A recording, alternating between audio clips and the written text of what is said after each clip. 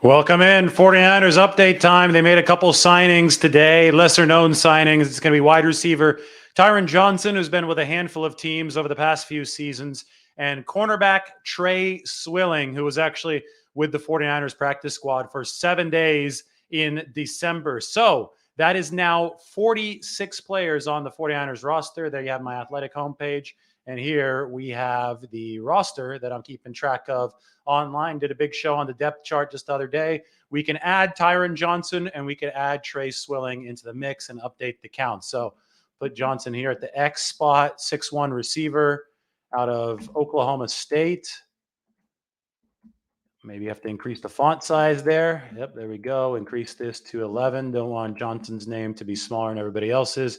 And then Trey Swilling, the corner. You could see here the 49ers pretty actually stocked at the cornerback position right now between Charvarius Ward, Diamador Lenore, Ambry Thomas, A.J. Parker, who's a future contract as well, that just like Tyron Johnson and Trey Swilling. So we'll put Swilling behind Charvarius Ward and Ambry Thomas at left cornerback. Now, these are reserve/future deals. So by those, that generally just means off-season deal. They're going to be for the league minimum, depending on a player's service time. So for Swilling, who's been in the league for a shorter period of time than Tyron Johnson, it's probably going to be $750,000 a year. He would have to make the team to make all of that money this next year. And Tyron Johnson might be a little bit more than that. But these are all guys who are going to be competing for the 53-man roster. But right now it's a 90-man depth chart, and that cut down is going to be a while away. All right, some more 49ers news. Bobby Slowik, who's the 49ers pass game coordinator and a key coach in their quarterback room, is reportedly D'Amico Ryan's top choice for offensive coordinator in Houston. But it is also reported that the 49ers are interested in keeping Bobby Slowik around, and to do that, they might offer him the offensive coordinator title in San Francisco.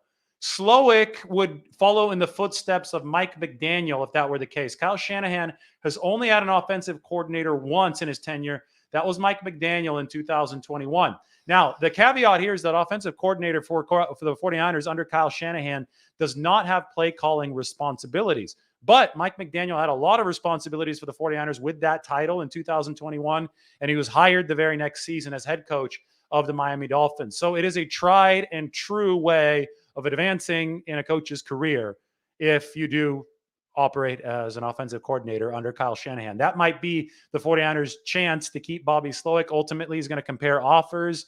Family will compare offers, and he'll see if he'd rather be in Houston or with the 49ers. But that's a key staff thing because D'Amico Ryans, Mike sent this to me the other day. Maybe I could download this video. D'Amico Ryans was discussing how he plans to build the Texans offense. And it is very eerily similar to how one would describe the 49ers offense. Let me see if I could bring this up and we could I think I actually already have it up here. Have it in the downloads. Mike and I talk on WhatsApp of all apps because it's better than normal texting. WhatsApp video. I have Tom Brady's retirement. Where is it? Maybe I didn't download it. Man, this is a good video of D'Amico Ryans, though. And it is, I think, very, very telling as to what he's trying to build in Houston. I think that is very obviously something that looks a lot like the 49ers offense. All right, here we go. Let's pop this sucker open on the screen. Let's share videos and present. Here we go. Video file. All right, here's D'Amico Ryans on the Texans offense. And for your question on offensive staffing, we're still going through that process. We want to find the best staff, right, that complements each other and the best staff to support our players. So we're still going through that process. How I envision the offense looking, right? I know we talked about. We want to play with precision. We want to play with effort. We want to play with physicality. So with that being, we want to own the line of scrimmage. We want to establish the run game first, but we want to be balanced. Right? We want to be able to operate with play action pass, right? We also want to be efficient. We want to have explosive playmakers who we can get the ball to. If it's not down the field, we want to be able to throw, as you see, throw a check down, right, and put it in the hands of an explosive playmaker and see him create. So everything about our offense, we want to make sure that we're adaptable to the players that we have. making sure we're playing to the strengths of our players, getting the ball in our playmakers' hand and letting them make plays. All right, and now on the Texans defense from DeMeco Ryans, he shares some intelligence about the 49ers defense that he just got done coaching. I know we talked about Fred, but when you look at their defense, I mean, 9-11 players where they're drafted or undrafted that are starters. And there were some players, look at Hufanga, he had some strengths, and DeMeco and I actually talked about this when we were kind of going through some analysis of players. Had some things that he did well. There were some other things, quite frankly, that he maybe is a little questionable. But DeMeco was able to find ways to utilize his strengths and what he did well, and now he was an All-Pro or a Pro Bowl player. So, all right, fascinating stuff. Essentially, that's from the Texans GM. He's saying that in discussions with DeMeco Ryans for the Texans head coaching job, so interview discussions, DeMeco talked about how he would hide Talanoa Hufanga's weaknesses, and they specifically mentioned Talanoa Hufanga there, and how he would scheme around that to turn him into an all-pro player. I'm assuming that the weaknesses they're trying to hide are some of those weaknesses in coverage, maybe getting the eyes lost a little bit in the backfield on play action. We know, and obviously Talanoa Hufanga too, how to work on his tackling over the course of the season, but we know that he's a missile. We know that he plays with his hair on fire. We know that he plays instinctually. It's the defensive coordinator's job to unleash the positives and minimize the negatives. And in the Texans press conferences there, announcing the hiring of DeMeco Ryans and the first interviews with DeMeco Ryans and the brass of Houston, we saw some insight into how DeMeco was able to leverage his talent with the 49ers, maximize the good, and minimize the bad.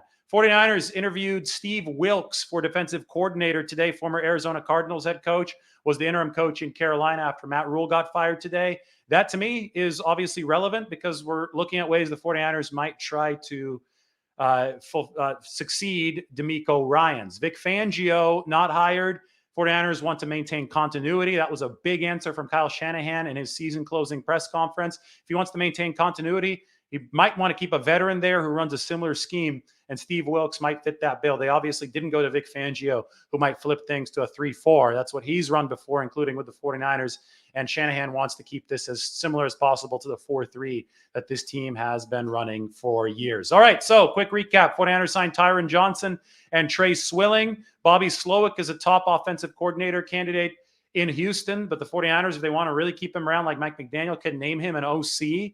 And, it worked out for Mike McDaniel when he was the OC in 2021. And Steve Wilkes has interviewed for the 49ers defensive coordinator spot. That's the news for today. Anything else pops up, I'll be here. Mike also sent a really cool graphic today. We should probably take a look at this one as well. Maybe this could be the parting shot for you. Open it up as a little bit of a download. This is ELO rating from 538 by week. So just to give you an idea of the trajectory that the 49ers took this year. Sharing the screen again. Oh, I'm going to have to open this up. It's always tricky to share stuff on StreamYard because you don't know if you're going to do an image or a video. But I got it up, and now I could share it. Take a look at this visual representation of the 49ers season. ELO rating. Boom. There you go. Maybe I take this off so you could see it. Zoom in if you can on your iPhone. Use your fingers to pinch the screen. You see the NFC West is in the bottom right. I could show it to you right here. Rams, 49ers, Seahawks, Cardinals. You could see all the lines are kind of crisscrossing, especially Niners, Rams, all the way up until week 9, which is when Christian McCaffrey had his starting debut for the 49ers. Full-time player from week 9. Look at this, just skyrocket up.